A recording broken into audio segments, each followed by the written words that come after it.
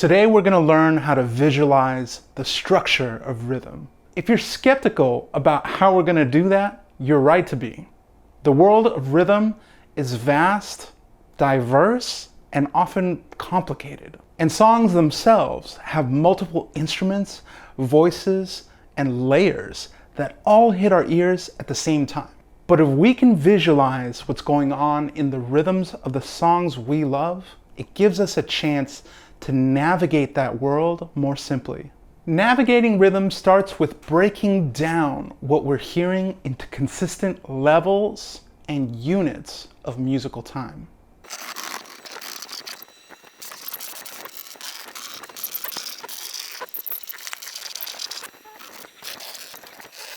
When we learn to view musical time from 3 different distances I call time levels, the order in rhythm starts to emerge. And with these 3 viewpoints, rhythms start to snap into place. From a song's musical heartbeat, we can feel right away, up to the larger looping patterns when we view musical time from farther out, and ultimately down to the tinier slices of rhythm we perceive when we get up close. 3 distinct time units called beats, measures, and subdivisions give every scattered sound a home. I'll show you what I mean.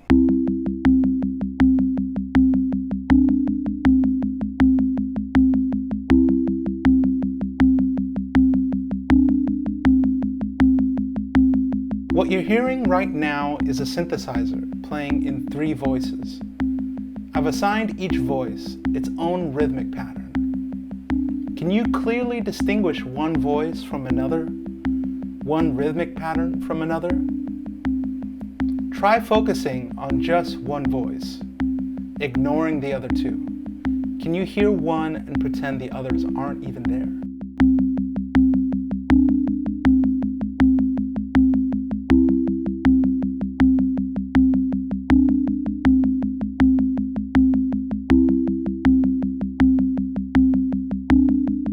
Can you switch your focus from that voice to a different voice, ignoring the one you just heard?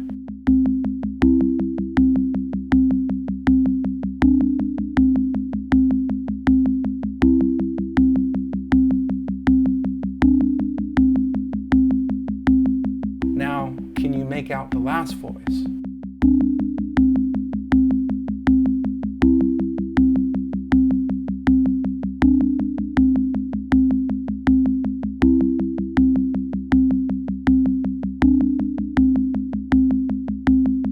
Focusing on just one voice at a time does something really cool for our musicianship. It helps us perceive things that would otherwise seem super subtle, not necessarily in the music, but in our intuition. Narrowing our listening focus to just one part at a time gives our ears and our minds a chance to match what we're feeling on the inside with what's really happening in the song on the outside. Because this is just an educational example, I've taken the liberty of panning 2 of the 3 voices, hard left and right. So if you're having trouble following either of them, you can pop in one earphone and pop out the other. Now I want you to imagine with me that this song really has a rhythmic structure we can visualize. Try to see it. I'm not talking about the left and the right and the middle, but the time relationships.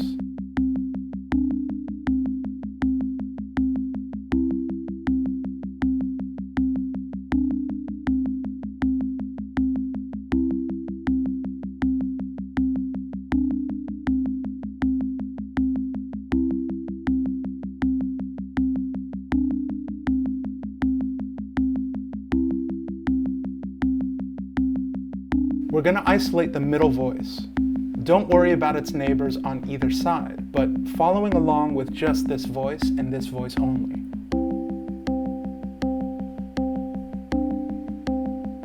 The rhythmic pattern in this voice, which I just changed to a buzzier texture called a sawtooth wave, it corresponds to our main level of musical time.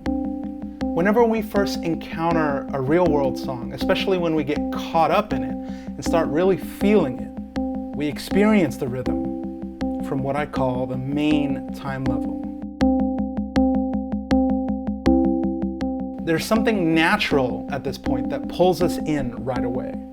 It's that consistent, recurring emphasis we feel intuitively. It marks off regular intervals of musical time, kind of like seconds on a clock. Makes me want to snap my fingers. That's what we call the beat.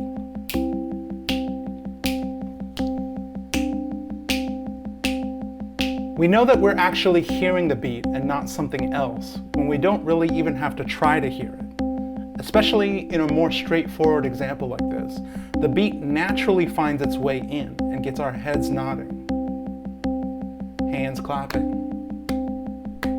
and feet tapping to it, but I'm sitting on a stool, so that doesn't work. The beat is our first and primary time unit, the regular stresses we can feel, often before we're even aware of them. Where is the beat is the first question we ask ourselves when we're learning rhythm by ear.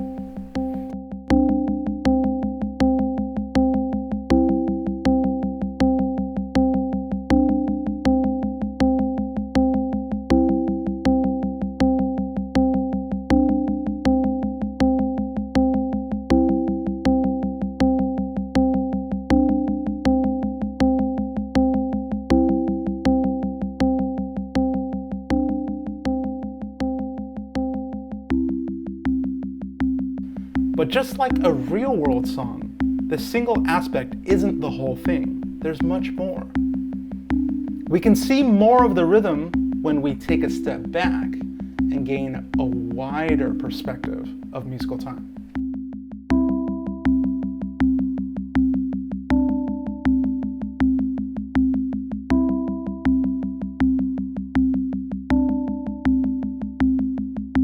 This higher voice we're hearing now illustrates a wider perspective of rhythm, from farther out. From this vantage point, it's relatively sparse compared to the original voice. This rhythmic pattern has fewer notes in the same amount of time. It's a view of musical time I call the macro level. We don't really dance or clap to the rhythm on the macro level. If we did move to it, we might sway instead.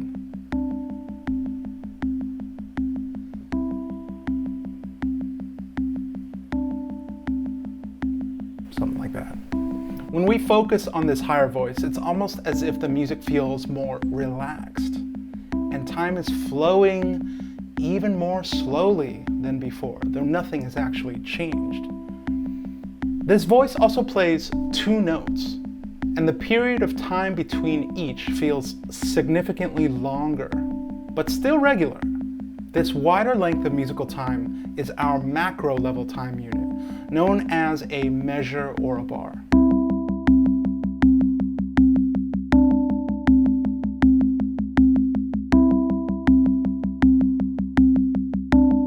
A super time unit relative to the beat, measures aren't quite like seconds of a clock. They're more like breaths.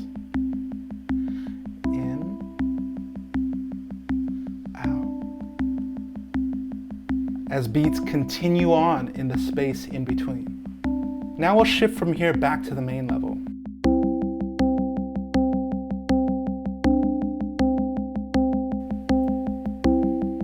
Did you notice that? For just an instant, it's almost as if the middle voice we were listening to originally picked up some intensity. That's something that I felt intuitively. Maybe you did too.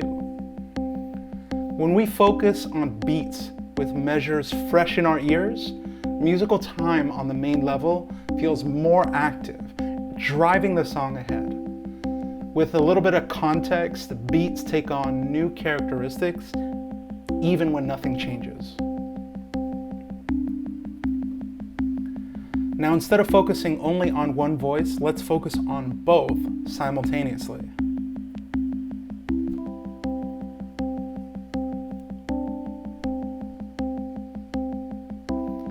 With two parts in focus concurrently, we start to notice how they line up. And we can anticipate that alignment. You know when it's arriving.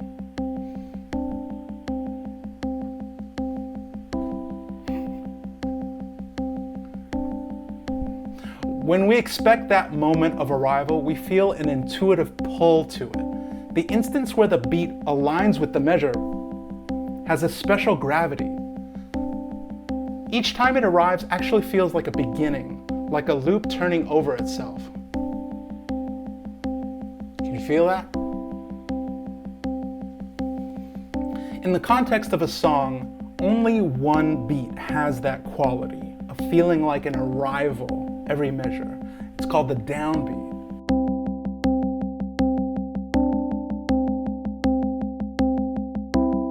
Identifying the downbeat and anticipating it is a huge part of working out trickier real-world rhythms by ear. The downbeat feels like the first beat among several that otherwise might actually be equal in every other way. They might be the same volume, they might be the same pitch, and even in situations where other beats are actually louder, still only one will feel like the downbeat.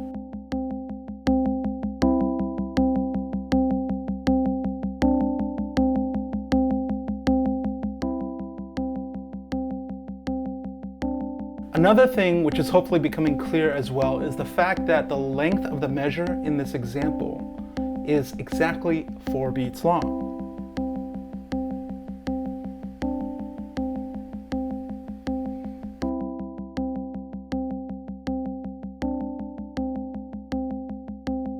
A measure is as long as the number of beats between one downbeat and the next.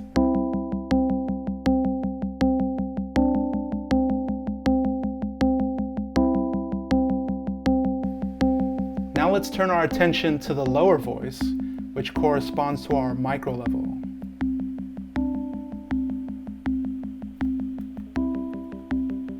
Down here on what I call the micro level, we hear a very active voice. With the measure and the beat still fresh in our ears, the rhythmic pattern here feels the busiest. From this much narrower perspective of musical time, we start to notice the bulk of what's happening in the song actually occurs off the beat.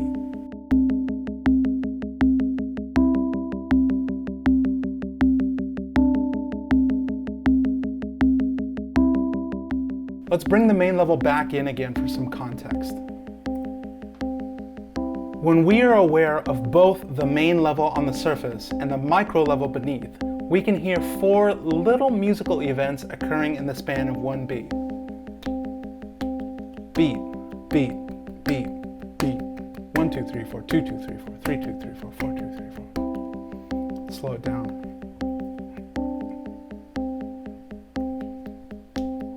1, 2, 3, 4, 2, 2, 3, 4, 3, 2, 3, 4, 4, 2, 3, 4, 1, 2, 3, 4, 2, 2, 4. Let's go back.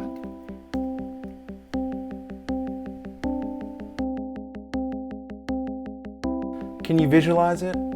The pattern in this lower voice feels more like pulses beneath the surface. We don't really dance to this time level either. It's too fast. In this example, it's as if we sliced the beat into 4 tiny slices of time. And these slices are much narrower. There are sub-time unit called subdivisions because they subdivide the beat. In this example, these subdivisions align with the beat once every 4 slices, which means the space between each of these slices could be expressed as 1/4 of the beat above. This also means that with 4 beats per measure, subdivisions align with the downbeat once every 16 slices. Undo the beat so you can hear that. 1, 2, 3, 4, 5, 6, 7, 8, 9, 10, 11, 12, 13, 14, 15, 16. 1, 2, 3, 4, 5, 6, 7, 8, 9, 10, 11, 12, 13, 14, 15, 16. It's too fast to count with so many syllables.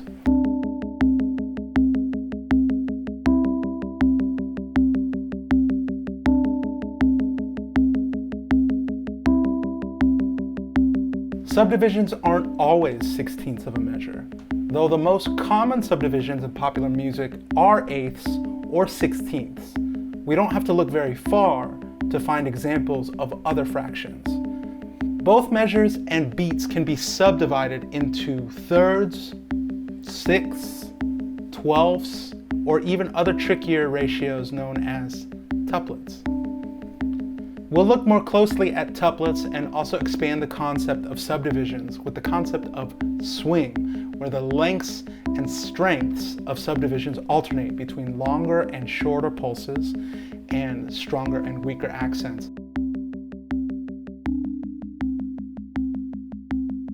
As you can see, there's a lot that goes on in the micro level of a song. Subdivisions are often the most beautifully complex aspect of a song's rhythmic structure.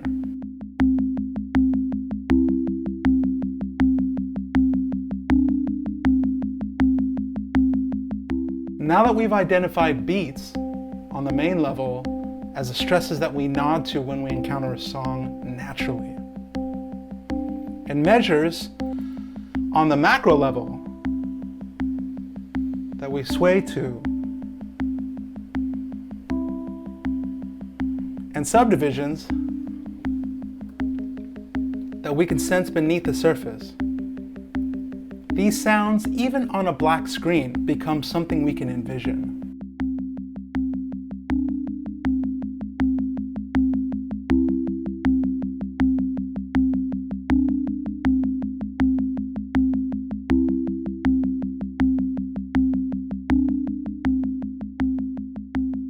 Armed with these concepts, you can imagine now how real-world songs might become more manageable.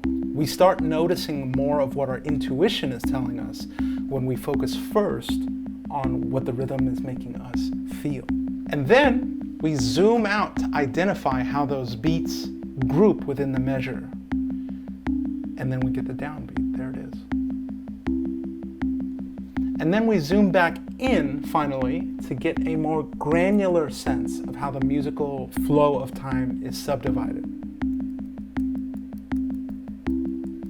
Relying on our ears and an actual process rather than someone else's sheet music, it forces us to hone our rhythmic extraction skills so we can discover more of what is happening in our favorite rhythms for ourselves. This is getting too theoretical. Let's get some massive attack in here.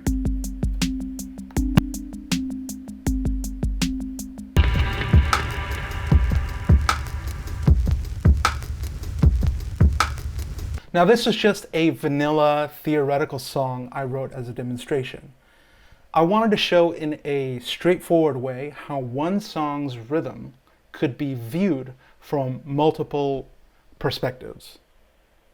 But even so, each time level and time unit is really inseparable from the whole. So shifting our focus between them is the best way for us to truly appreciate the implicit structure of a given rhythm overall.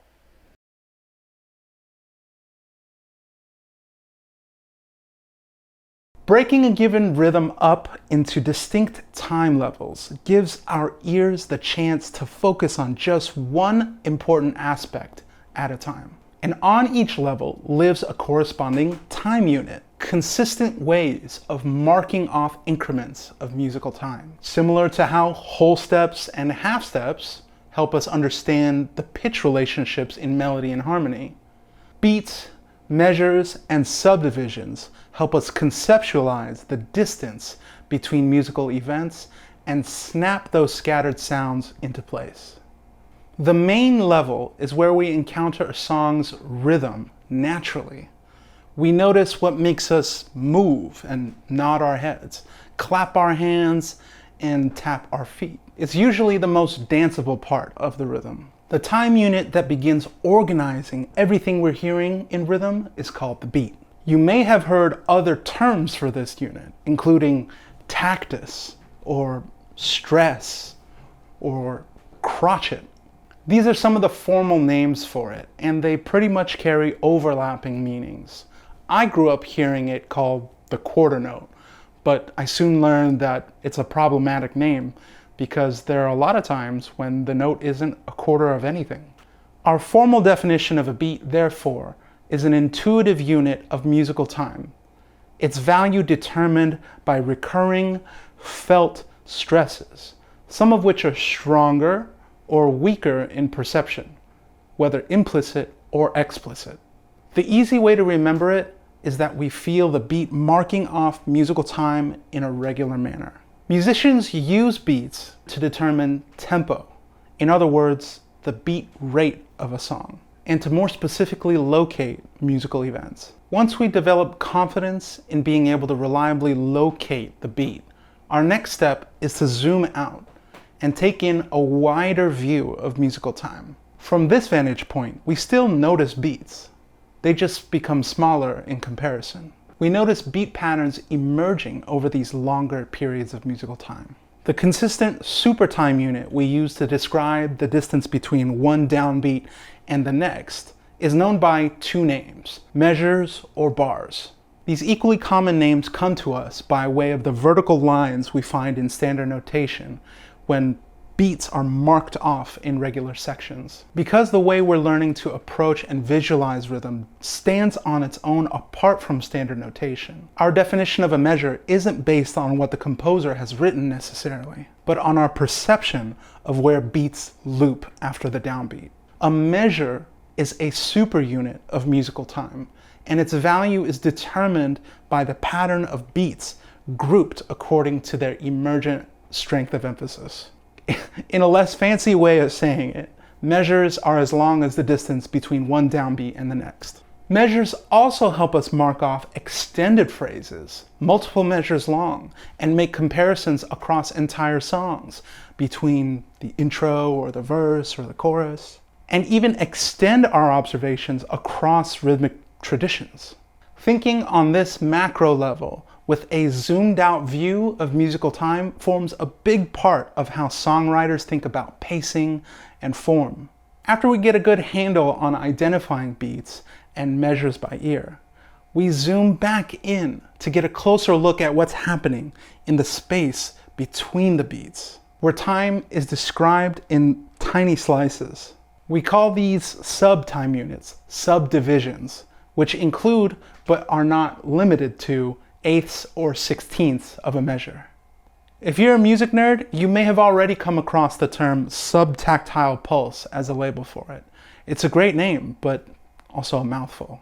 In any case, this smaller time scale beneath the surface is where the most exciting, transient, and stylistic elements of rhythm become visible.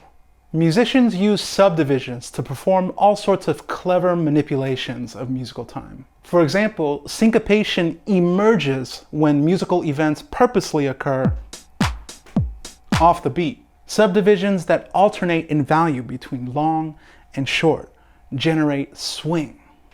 And beats and measures get subdivided not only by twos or fours, but by threes, fives, and other numbers to form tuplets that dizzy the mind. And slightly early or late placements convey groove. How clearly we interface between the music that we're hearing and the music that we're trying to understand can't be overlooked. That conversation needs to happen between our ears and our ideas. By developing a truly intuitive recognition of beats, measures, and subdivisions, we can envision rhythms that we encounter in the real world. And once we do that, our relationship to rhythm is changed forever. Join me in the next episode where we'll learn to snap rhythm into the time unit box system and finally complete the WARRENMUSIC grid.